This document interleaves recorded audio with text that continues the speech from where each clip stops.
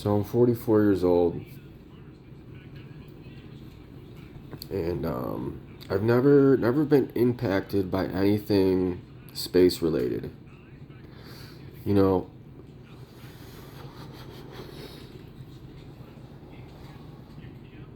44 years. We live in this supposed uh, vacuum. This ocean of infinite vacuum. No barrier between us in this vacuum or anything swimming around in it. Nothing has ever affected my daily life. Not my travel. I've never got up and been like, the headline says, hey, the power's going to go out, or, you're going to feel an earthquake because of a gravitational shift, or, solar flare is going to, shut down the grid, or anything like that. My mother never mentioned anything bothering her day in all her years. She's got 20 years on me. My grandmother, um, she's got another 40 years on me. Her mother, there's another, go down the generations. You will never ever find someone whose day was bothered because uh, of something that came from outer space. Everything we experience feels like we're in an enclosure. Even the bad weather. Everybody's, it's weather, but that's about all the variable we experience. We never experience an actual variable coming from outer space, which is like we're right next to without a barrier. Like, how is that possible in all your years, in all my almost 50 years being on this planet? Never looked up and been like, I feel either blessed or cursed of what's coming from outside outer space. You know, other than lights in the sky, and then someone manipulating with saying what time it is when that's the only repercussion of outer space is the lights in the sky when it's winter solstice, spring solstice. Nothing else, nothing like hazardous, nothing that I have to really like. No one ever had to really say boo about. No one's bunkering up this year because last year's meteor shower was horrible, or no one's losing sleep because the wobbling, spinning Earth sped up or slowed down. It's always been at a constant speed, right? I've never felt anything they say is there. So I don't know. My 45 years on this planet, almost on this plane of existence. A planet. A piece of the plane. I don't know what it is, but it feels enclosed. If it's cyclical, every year is just about the same. No matter how many times they tell me the weather's changing, or it's the end. It's been the same for almost 50 years, and I just don't buy that we're this exposed lava marble covered by a thin layer of water and atmosphere adjacent to an ocean of vacuum where water would boil off, and um, these hot balls of gas and molten lava would not only be unable to coalesce into a sphere, they would cool off exponentially, and they wouldn't have time to set up cyclical environments where one is pulling on the other and warming the other. You wouldn't have that. in the environment they discuss. So it's your everyday experience that you live in an enclosed stationary system.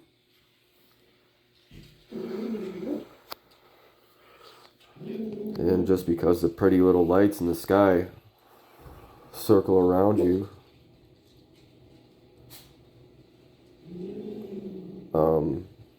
doesn't mean you are moving. You don't have to be moving. You don't have to be moving. The lights in the sky can move. Let them move. Ooh and ah at them. But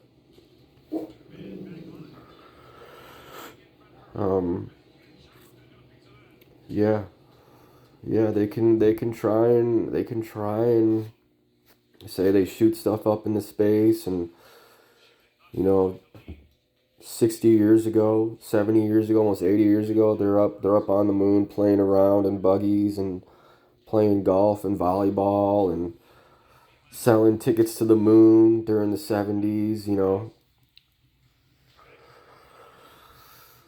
and we should be up there. We should be up there on the moon at least. I mean, you should see a bunch of blinky lights on the moon. You should see air traffic on the moon.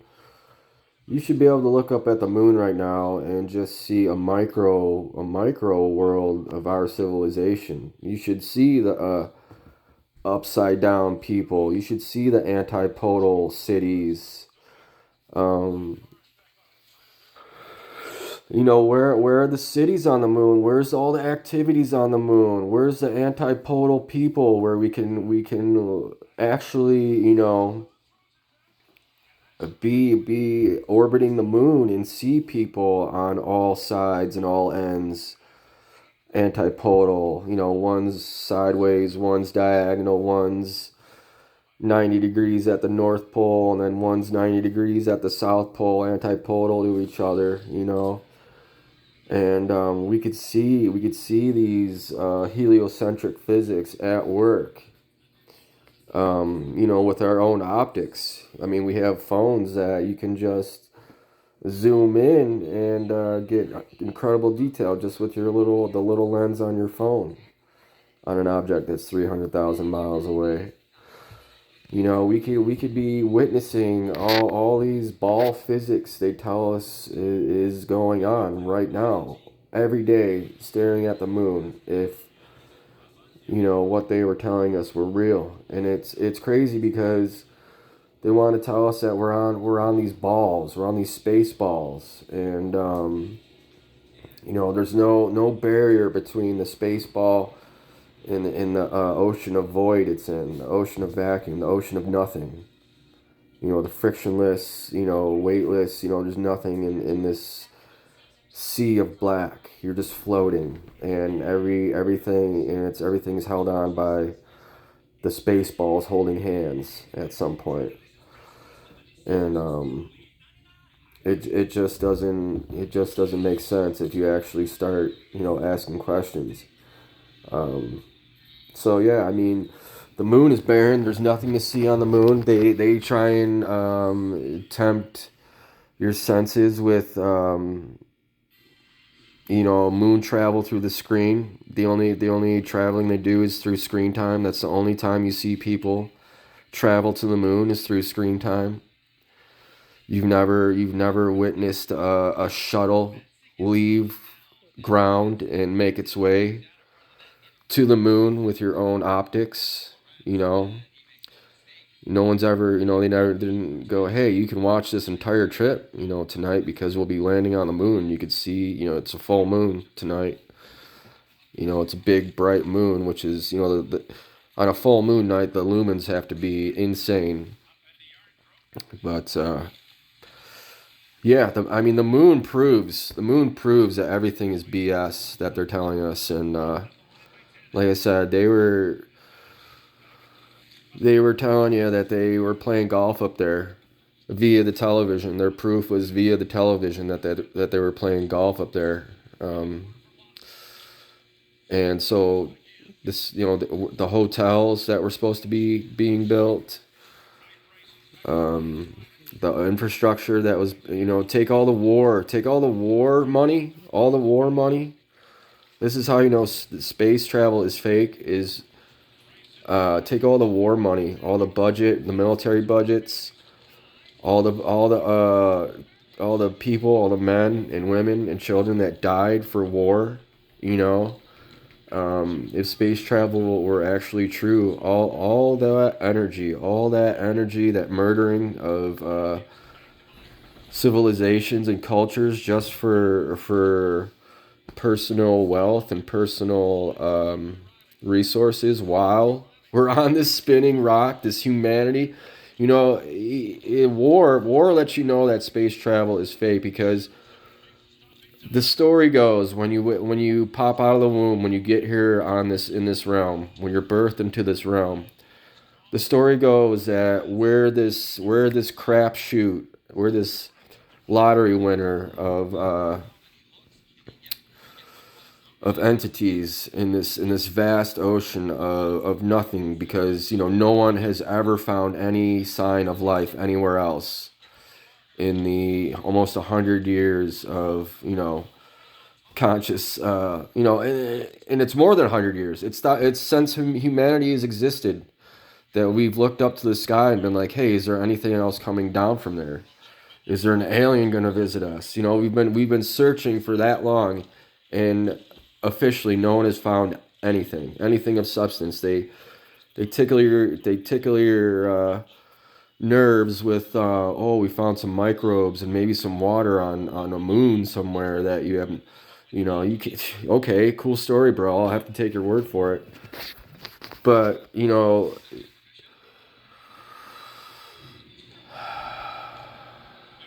it's wild. It's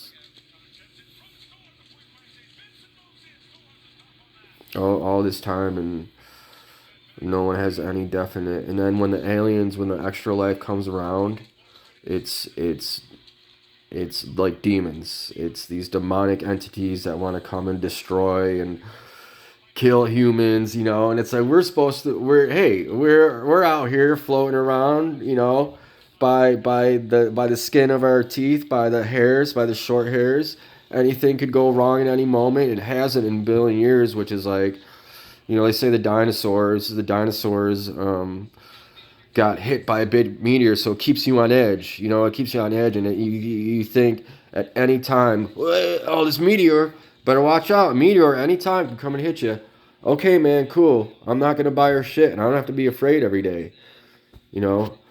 Um, but the war spending, the military spending throughout history of just wanting to kill each other, so individual kings and their families can get wealth, shows you that space travel is not a thing, because if it was, it would be all hands on deck to get off this little tiny pebble. It would be all resources on deck from uh, uh, every little bit of planet Earth. Nothing would be like, hey, we got to get off this rock. We got to get to the moon at least. We got to, we would have been on Mars. We would have been building, maybe like space apartments, huge space stations that housed members of humanity. So, you know, when the tide came in and something from outer space hit the Earth, or messed the Earth or adjusted the Earth in any way. It doesn't even have to be some catastrophic super event. It's just, when on the daily, like the wind blows, and you got to bundle up. The wind doesn't blow in outer space. There's nothing. There's no like adjustment as a whole the people have to make of Earth because of space. Everything on Earth, everywhere on Earth, there's a microclimate, because it's like you're in a pressurized environment. You're in an enclosed environment, like a terrarium. And depending on where the light bulb is in the terrarium, kind of affects um, the weather, the atmosphere. But you have to have a barrier to have an atmosphere, and you can't be barrierless. You can't have a submarine without the outer shell and an ocean of water, right? No matter how strong your gravity pull is. And even if you do, like, there's still waves, you're still in an ocean. It's still gonna push you around. You're not just gonna not feel like you're in the ocean at all for your entire life. My entire life, I felt like I've been in an enclosure that is that is set on, a magical, some crazy enclosure that I can't maybe fathom as far as like how it was built or whatever like that. But um, just seeing, these people buying into the space travel of these billionaires, supposedly these people with lots of money going up in this rocket and not going anywhere. And it's really pissing me off because it's like, even if it was real, even if these high paid celebrities, these millionaires, these royalty individuals who can do anything they want, you're gonna tell me they're gonna strap a rocket to their butts just so they can get shot straight up in the air for a 5 second free fall? Like, that doesn't make any sense. And I don't have, I'm just a normal Joe.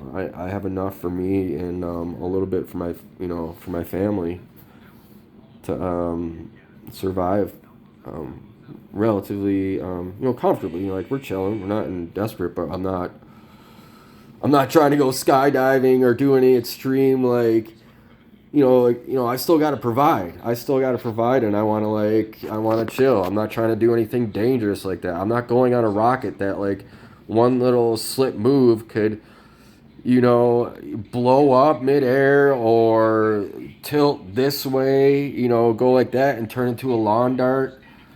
Like, that's a huge, huge risk, and someone with sense and money and better stuff to do. Um, go up in an airship, bring airships back again. But there's no way space travel exists like they say it does. There's no way you can live on a ball antipodal from each other. If you could, they'd be doing it on the moon. It'd be an everyday thing on the moon. I'd be working on the moon. My grandfather would have been working on the moon, or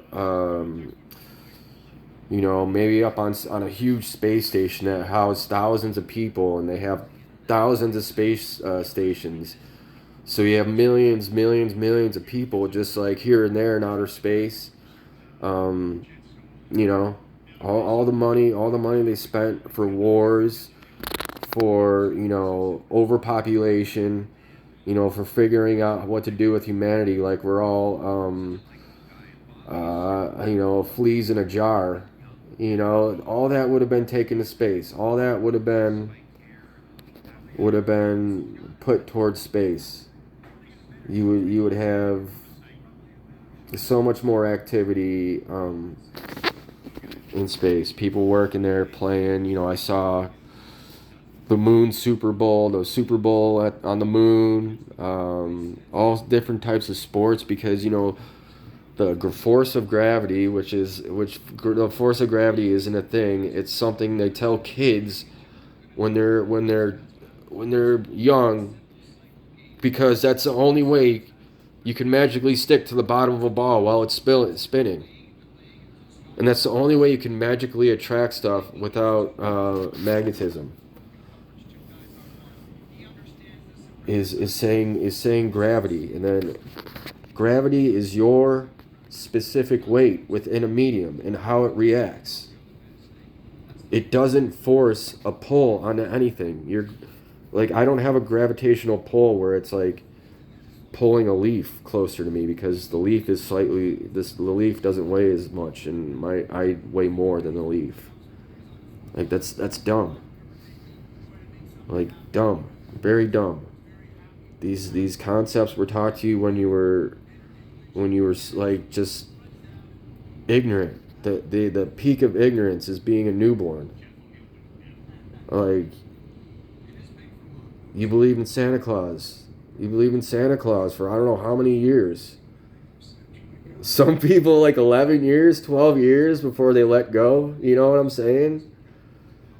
I mean, how many years did you hear about Santa Claus being fake before you actually like accepted that you were fooled? And as a kid, yeah, people still want to think they know everything because they don't want to think they are being fooled. They're ignorant to people wanting to get one over on them. And they don't want to admit that they were, you don't want to admit that you weren't aware enough to not be fooled. So I mean, you want to prove that space travel is real, the heliocentric model is real.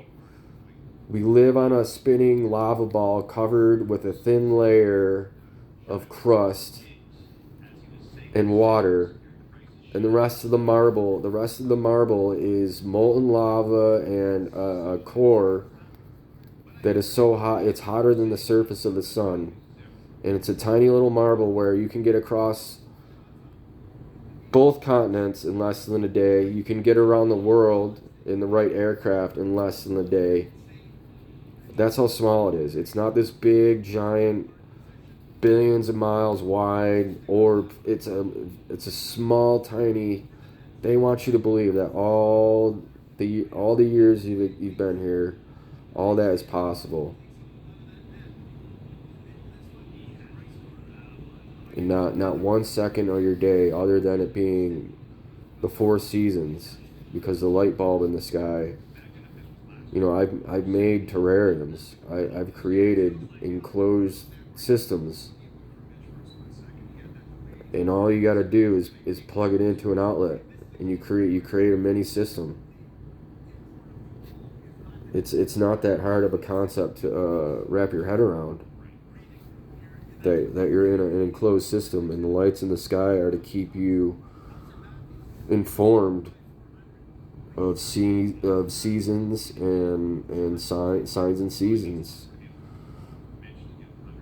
I don't fully understand them for sure, but I'm not buying that they're terra firma.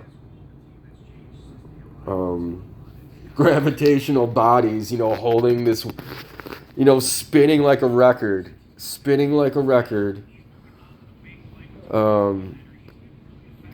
while being thousands, millions of miles away from each other, and just staying that way, like the most accurate timepiece you can imagine, for billions of years, and not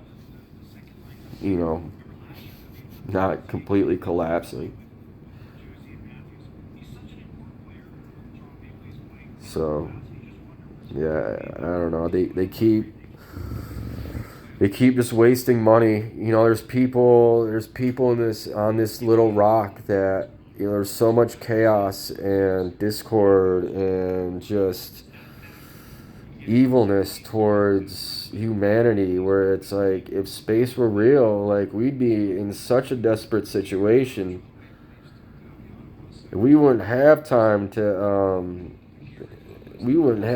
muck around. We wouldn't have time to BS and lose ourselves and do all the negative things that we do. We'd be fighting and scrapping to keep our space program intact. Keep ourselves intact from the onslaught, from being in on a tiny little marble in this huge ocean, infinite ocean of just vacuum. And we're on and we're on a submarine without an outer shell, floating and spinning, orbiting. Just stupid. It's a stupid concept. It really is. It really is. They want us to tell you that space travel is real, and it's like the size of the moon, it can't get away from the Earth. No matter how hard it tries, the force of itself spinning like this, as you do that, the Earth is able to hold on to the moon. The sun is able to hold on to the Earth. How do you get permission between all those gravitational forces to move about willy-nilly? How do you get to manipulate the orbits of anything? Whether it be a person or a ship or a satellite. How do you overpower the Earth, the moon, the sun to not only, something is moving, and you have the power to just put a little something there, and it will follow that. The power of in the heliocentric universe for the Earth to hold on a moon-sized satellite 300,000 miles away, and you as a little speck ant dust can just go through that, navigate that willy-nilly at any speed you want, while let's put it like this. So you're on an aircraft carrier. So the Earth is like an aircraft carrier, right? That aircraft carrier is moving so fast, there's no way, there's nothing that we have built to catch back up to that aircraft carrier once we have left that aircraft carrier. The Earth is moving so fast, it spins at 1,000 miles per hour. It orbits the sun at 66,600 miles per hour, right? They just say it's 67,000 miles per hour. So 67,000 miles per hour. You have to move. The Earth is moving. The USS Earth aircraft carrier is moving at 67,000 miles per hour. It's just an aircraft carrier in space, basically. So you jump off that aircraft carrier that's going 67,000 miles per hour.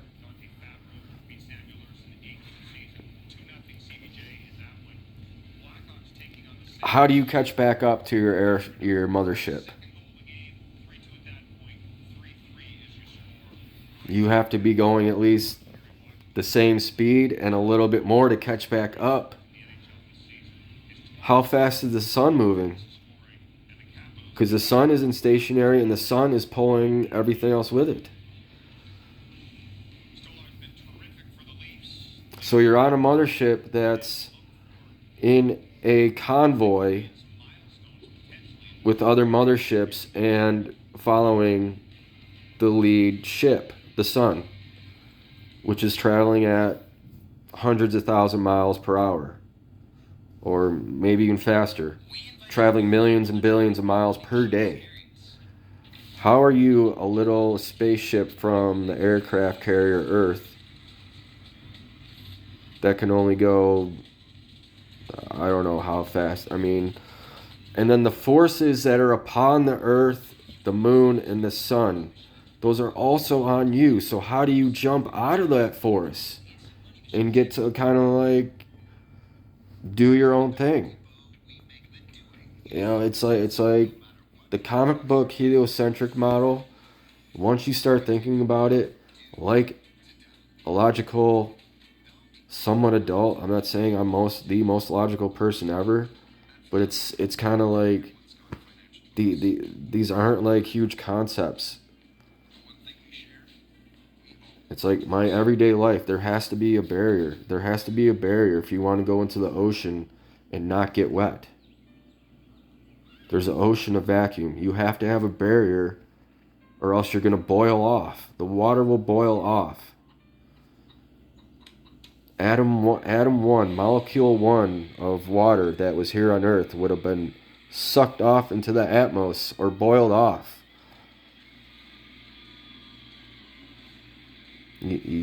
From day one, you can't have a spinning, you can't have a ball of water. Day one, ball of water, it's a lava ball covered with water.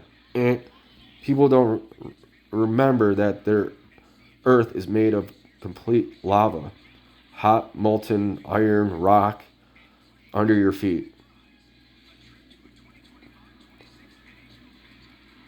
covered by a thin ocean layer of water that is just conveniently allowed to be there.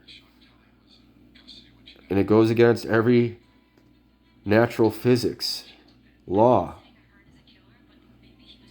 Gas pressure needs containment. You need something to press on. It's ridiculous and like annoying. And but it's wonderful to think this way. It's wonderful. I don't know where we are. I have an idea. And I have a good idea. I can't prove it 100%. I have to have faith in um, where I believe I'm at. But it makes more sense in the heliocentric model, by far. Every day I go outside without a instrument to measure anything. The only my brain, my nervous system tells me that we're in an enclosed system and the ground isn't spinning. That plane that goes overhead, it's moving over my head, just as the moon is moving over my head. The sun is moving over my head. The birds are moving over my head. You know what I'm saying? The clouds are moving. I'm not moving, the clouds are moving. I'm not spinning under the clouds. The clouds are moving along with the air current. You know, the leaves blowing in the tree aren't. I'm not moving under the leaves, and the leaves are just dropping straight down. The leaves are blowing in the wind, and they're moving across my vision. Like I said, the planes in the sky are flying across. I'm not moving under them. So why would I think the sun is special and I'm moving around it? The sun is the same as the moon. The moon moves, the sun moves. Why? How do you explain to someone that the sun is different than the moon? In motion. The moon moves across your sky, the sun moves across the sky. Boom. It's easy. It's so easy. You don't have to worry about landing on the moon in my world. You don't have to worry about solar flares in my world. In my world, the sun and the moon are both lights in the sky and equal. One's for while you're up, the other's for while you're, at night while you're sleeping mostly. How hard and difficult is that? That's easy. That's the easiest concept. So I don't have to worry about landing on the moon. So I don't have to pine away about playing golf on the moon. That's awesome. I don't have to worry about the sky crashing or giving mobsters more money for fake travel in other projects that don't benefit humanity at all. You know, it's we're stationary, we're safe, we're protected. We're here to experience and help each other, experience life and help each other, and to get through it, to get through our experience here. All that space travel stuff it's a trick. It's a Santa Claus trick. It's and until I can buy a piece of glass, or you know, with my own eyes see activity up on the moon,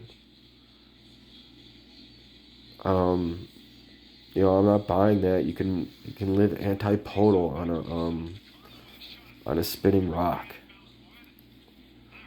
It's bonkers. That's Santa Claus, Ishtar bunny, Easter bunny, Ishtar. Like, it's stupid. It's like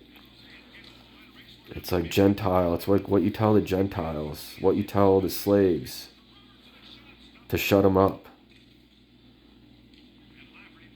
and to make them just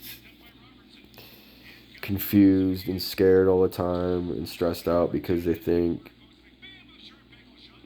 they're the reason people want space to work is because the idea of heliocentrism terrifies them. Okay, imagine you create a terrarium, a home for your loved ones, and someone comes along and tells them you are not safe. This could all go wrong, just like that. Look at these dinosaurs. See, it went wrong like that, and they're extinct. No more dinosaurs. You tell that to a little one, a little mind. You destroy their faith in their safety, security, and their happiness to where they are. And for that moment, they have that memory of dinosaurs in the back of their head going, we could be them. And it's been millions of years, so we're due. We're due for that cataclysm, that catastrophe. We're due. So what do you think that does to someone? You know, you have animals, you have farm animals. You want them feeling safe and secure. You don't want any little bit of you want, sure, stress. Normal stress is good, but you don't want that, like, what, desperation stress. I'm a monkey on a spinning rock and I could be annihilated, and it's what's it for? How about, no, you're you're a creation. You're safe, you're sound, live your best life, do what you can to serve your brothers and your sisters, be the best person you can be in all regards. Don't worry about, read the stars, read the sun and the moon, read the planets, the wandering stars. Study them. Enjoy them. They're there for a reason. They're there for signs and seasons. Don't just ignore this, the stuff in the sky, the lights in the sky. It's awesome. But just because there are lights in the sky doesn't mean you are one of those lights in the sky. They have their purpose just like you do. You are not them. That is those things in the sky are there. There's not a home there. And that's what it is. When you tell someone their home isn't on a solid foundation, they're looking for other homes. They're in panic mode. And that's the thing. And that's why I love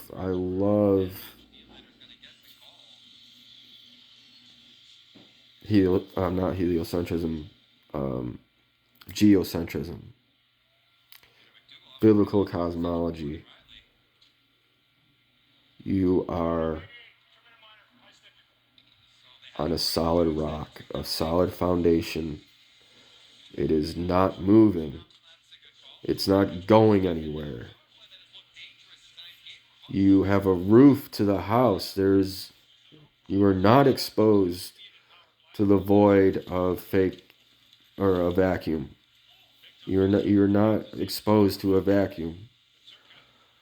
You have a roof. There's a roof on your house. You are protected. You are secure. You are free to enjoy this gift. So enjoy the gift. Stop falling for bullshit, scared tactics, and tricks from the TV. If you're seeing it on TV, like, at least go get yourself a set of binoculars and go look. I mean, it makes sense. It makes sense. So the hardest part of really growing up is to admit that you don't know everything, and that even though there were teachers when you were a kid, you're still a kid. They were still, Gentiles, innocents, naive, ignorant. So, why is everybody in on it? They're not everybody. No one is in on it because they don't know what it is. You have to know what it is to be in on it. So, a generation or two, no one even remembers what it is, except if you're reading your Bible, if you're reading the Old Testament. And who's reading the Old Testament? Christians aren't reading the Old Testament, from what I know. People that call themselves Christians just because they know the name of a character named Christ. These people aren't reading and studying and page 1 of the Old Testament. The Old Testament's for Jewish people, I guess. I don't know. And in that first paragraph, it says the Earth is flat. It ain't no friggin' globe. And that book is this book. You go to a Catholic church, you go to a Christian church, you go to a Jewish church. They all have the same book that says the Earth is in water. It is underwater. And there's a dome creating this terrarium underwater. And it doesn't move. Bam. And then it just goes into how to, the history of what you're going to experience, what you can experience in this game. The game board is set. And the Bibles of the Catholics, the Bibles of the Jews, the Bibles of the Christians, and I'm other religions that I only know the name of, all of them say the same dang thing. And it's great. It's a wonderful feeling. But yeah, this rant brought to you by just these people were strapping a rocket onto their back and then going nowhere. If the rocket travel even was real, they're going nowhere. And that's the thing that really pisses me off. And people applauding, going nowhere. Get to the moon. I want to go to the moon. I want to go play golf on the moon in a dome. Because you can't have atmosphere on the moon. You'd have to play in a dome. Or else you'd be, boiled off into space. That's why they can't terraform the moon. Go terraform the moon. Terraform the moon, put an atmosphere on the moon, total recall the moon. And I'll give you my flat earther shirt. I want to go work on the moon and terraform it.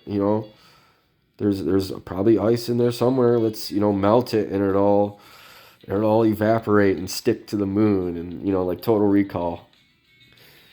Total Recall's a movie. Like, you can't actually do that. You can't just start the reactor and like you have instant atmosphere. Everything in Total Recall, there everybody was getting sucked out of the dome because that's what a vacuum does. That's what a void does.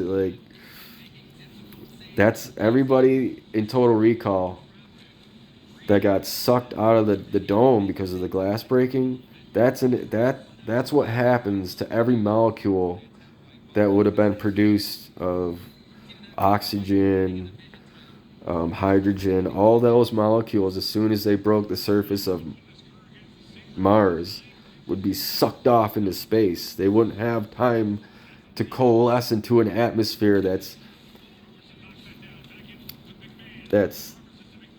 it resists the all-powerful universe of vacuum nothingness. So get the moon terraformed. Let's say I was a naive, ignorant, singer or musician, and I got all these millions of dollars, billions of dollars. I'd be like, yo, I want to go perform. Say I'm, MJ or whatever. I got MJ money or the Beatles money. I want to perform on the moon. Y'all landed on the moon in the 60s. I want to perform there. I want to perform on the moon. And then me, I'd be like, yo, I want to go see that performance on the moon. By now, they would have stage set up. They would have the Moon Dome. You can go see the boys. Go see the concert at the Moon Dome. Go see the Super Bowl at the Moon Dome. Go see the finals at the Moon Dome. Or Moon Dome basketball. They got different rules because you can jump and all that stuff higher. You can throw faster. Moon sports, moon buggy racing. Just think of all the sports you can do up on the moon. And you're these ultra wealthy individuals. We could be having a blast. F1 racing on the moon. Spacecraft racing around the moon.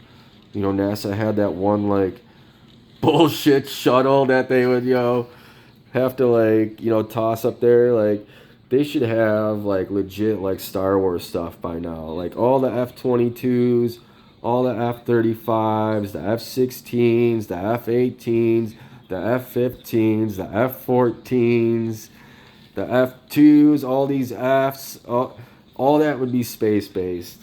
All that would be space-based. You'd have legit space by now. And you don't. You have nothing even close. You have nothing even close, even in the newest jet fighter. There's no space capability at all.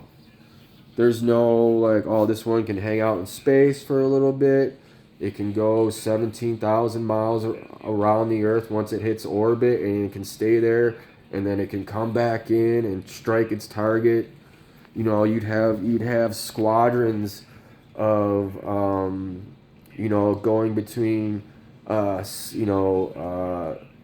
space and back to our atmosphere. You'd have space carriers floating up there where at a moment's notice, you're coming up on an orbit to like a destination somewhere where we're going to invade or something like that, and you could invade from space. You wouldn't see us coming. You wouldn't see us coming. We could have a squadron of F-45s, 9000s coming in from space. Bang, bang, bang, and then boom. Take off, fly back into the safety of space to the mothership, to the aircraft carrier there. China's got their space aircraft carriers. You're fighting out in space. You can go look up at night and see the squadrons, traverse the surface in front of the moon and stuff like that. Just think of all the stories that could have happened from the moon travel, good and bad. The good, like, hey, we got married on the moon. We got married on the moon, or hey, did you see that spacecraft crash? You know, they were trying to build the superstructure and it blew up, or, you know, a rock hit it, or space debris. Space debris hit it, you know, and everybody, you know, they had to hit the emergency. Almost, the whole ship almost went down, you know. Nothing like that. Nothing like that. Even on the supposed like space station they supposedly have going on up there. There's been nothing. Oh, they got stuck up there for a little bit.